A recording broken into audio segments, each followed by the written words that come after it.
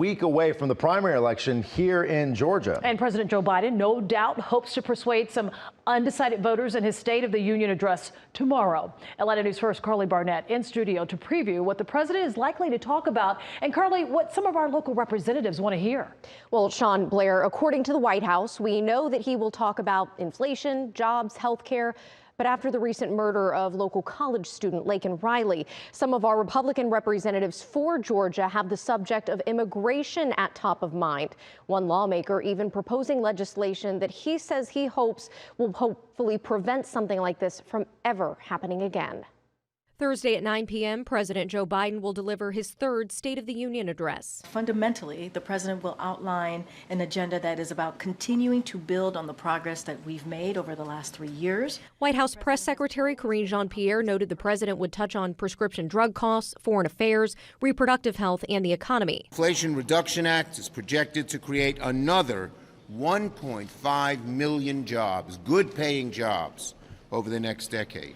While Senate Majority Leader Chuck Schumer touted what Democrats call wins, Republican lawmakers like Congressman Mike Collins of Georgia call matters like the current border policy a failure. We're being invaded. Representative Collins has the city of Athens in his district, where nursing student Laken Riley was murdered, allegedly at the hands of an undocumented immigrant. He drafted the Laken Riley Act, which would mandate ICE detain undocumented migrants charged with local burglary or theft. It allows the states, if the feds don't want to come in, if they want to say, well, we'll think about it.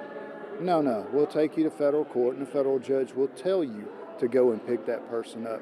Congresswoman Marjorie Taylor Greene, also of Georgia, wore a button with Riley's name and picture and hopes the president will include immigration in his speech. It's the number one issue across the country on both sides of the aisle. It's the number one issue in all of every single poll. So he should be addressing it. Both Greene and Collins invited Riley's parents to the State of the Union. They declined, but they will leave an empty seat in her memory.